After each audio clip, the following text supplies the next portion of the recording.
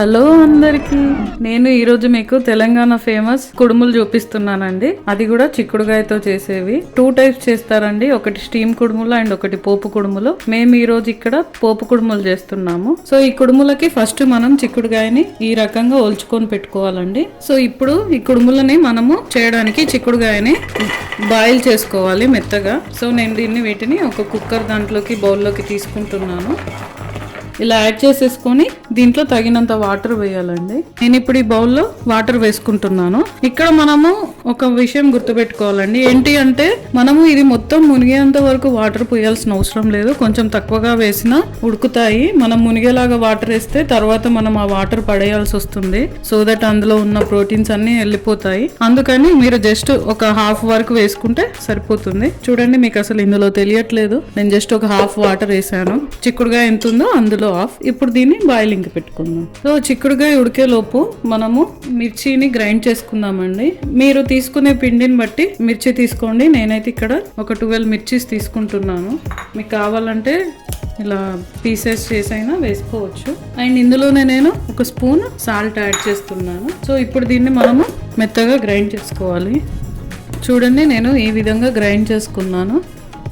So చూడండి, ఇక్కడ మన చిక్కుడుగాయ బాయిల్ అయిపోయిందండి. ఇక మీరు ఇలా ముట్టి చూసుకుంటే తెలిసిపోతుంది. చూడండి ఎంత సాఫ్ట్ గా ఉందో. ఇప్పుడు దీన్ని మనము ఒక బౌల్లోకి షిఫ్ట్ చేసుకుందాము. సో నేను ఇక్కడ మన చిక్కుడుగాయని వాటర్ రాకుండా వేసుకుంటున్నానండి. మనము బాయిల్ చేసిన వాటర్ వేసుకోవడం వల్ల ఇందులో పిండి ఎక్కువగా పడుతుంది. అలా పిండి మనం ఎక్కువగా వేస్తే ఏమిటంటే మన కుడుములు అంత టేస్టీగా అనిపించదు. సో ఇలా మొత్తం వేసేసుకోవాలి. సో ఇప్పుడు ఇందులోనే నేను గ్రైండ్ చేసి పెట్టుకున్న ఈ చిల్లీ పేస్ట్ కూడా వేసుకుంటున్నా.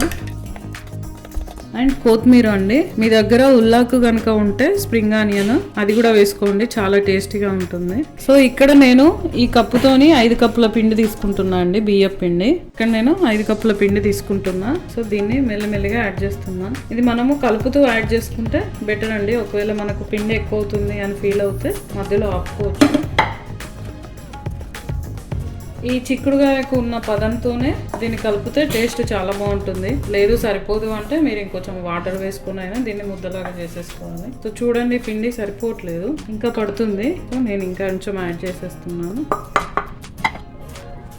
మీరు ఉప్పు టేస్ట్ చూడాలి అంటే ఈ స్టేజ్లో బాగా తెలుస్తుంది. ఒకసారి వాటర్ వేసి మనం కలుపుకున్న తర్వాత అంత బాగా తెలియదు. సో ఇలా దీన్ని ముద్దలాగా చేసేసుకోవాలండి.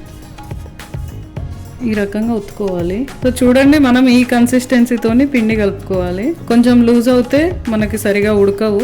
ఇలా కలుపుకున్న పిండిని ఈ విధంగా చిన్న చిన్న బాల్స్ లాగా తీసుకోవాలి. తీసుకొని మనం ఒక గిన్నె షేప్లో దీన్ని ఒత్తుకోవాలి. మీకు కావాలంటే పెద్దగా అయినా చేసుకోవచ్చు, లేకుంటే చిన్నగా అయినా చేసుకోవచ్చు. మనకు ఈ షేప్లో ఉండాలి కుడుములు. ఈ విధంగా మొత్తం పిండి చేసేసుకోవాలి. ఫస్ట్ నేను ఇక్కడ పోపు చేయడం కోసం అని ఒక బౌల్ యాడ్ చేసుకున్నానండి. ఇందులోనే ఒక 3 టేబుల్ స్పూన్ ఆయిల్ యాడ్ చేసుకుంటున్నా. అండ్ మన ఆయిల్ వేడెక్కిపోయిందండి. ఇందులోనే ఒక టేబుల్ స్పూన్ జీలకర్ర అండ్ ఒక టేబుల్ స్పూన్ ఆవాలు యాడ్ చేసుకుంటాం. చిటపట్లు ఆడుతున్నాయి. ఇందులోనే ఒక 3 ఎండుమిర్చి అండ్ కొంచెం కరివేపాకు కూడా యాడ్ చేసుకొని కలిపేసుకున్నాను. చూడండి, ఇవి వేగిపోయాయి. ఇప్పుడు ఇందులో నేను వాటర్ యాడ్ చేస్తున్నానండి. ఈ వాటర్ ఏంటంటే 1 కప్పు పిండికి 1/2 కప్పు వాటరు. సో నేను ఇప్పుడు ఇక్కడ 5 కప్స్ పిండి తీసుకున్నా కాబట్టి 2.5 కప్స్ వాటర్ యాడ్ చేస్తున్నా. సో ఇలా వాటర్ వేసేసుకొని దీన్ని మనము బాయిలింగ్ అయ్యేంత వరకు ఆగాలండి. చూడండి, ఇక్కడ మన వాటర్ బాయిలింగ్ స్టార్ట్ అయిపోయింది. సో ఇక్కడ మేమంతా రెడీ చేసేసాము కుడుములని ఈ విధంగా. ఇప్పుడు వీటిని ఇలా వెనుక సైడ్ తిప్పేసుకొని ఈ వాటర్లో పెట్టేసుకోవాలండి. చాలా బాగుంటాయండి కుడుములు. జనరల్గా పిల్లల దగ్గర నుంచి పెద్దవాళ్ళ వరకు అందరూ చాలా ఇష్టంగా తింటారు. అండ్ వీటిని మనము మీడియం ఫ్లేమ్లోనే బాయిల్ చేసుకోవాలి. కొంచెం మనం స్టవ్ హై ఫ్లేమ్లో పెడితే ఇవి సరిగా బాయిల్ అవ్వదు. నేను ఈ రెసిపీ మా అత్తగారి దగ్గర నేర్చుకున్నానండి. చూసారు కదా, ఈ విధంగా అన్నీ పెట్టేసుకొని మనం మూత పెట్టి మీడియం ఫ్లేమ్లోనే వాటిని ఉడికించుకోవాలి. ఒకసారి చూద్దామండి ఎంతవరకు బాయిల్ అయ్యాయో. చూడండి, మొత్తం కలరే చేంజ్ అయిపోయింది. సో మళ్ళీ కాసేపు బాయిల్ చేసుకుందాము. ఇంకొంచెం వాటర్ ఉన్నాయి. సో ఒకసారి చూద్దామండి ఇవి బాయిల్ అయిపోయాయో.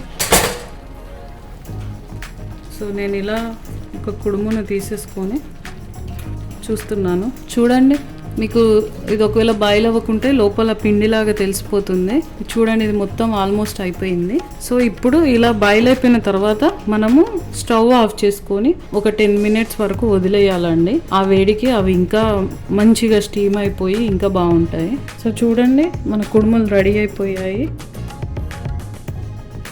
మీరు కనుక చూస్తున్నట్టయితే చూడండి మొత్తం లోపల బాయిలింగ్ అయిపోయింది. సో ఈ కుడుములు జనరల్గా పల్లి నూనెతో చాలా బాగుంటాయండి. లేదు అంటే మనము ఉల్లిగడ్డ మిరమైన ఏదో ఒక పిక్కిల్తో అయినా తినొచ్చు. ఈ రెసిపీ కనుక మీకు నచ్చినట్టయితే please subscribe to our channel and please like it and share it అండి. Thank you.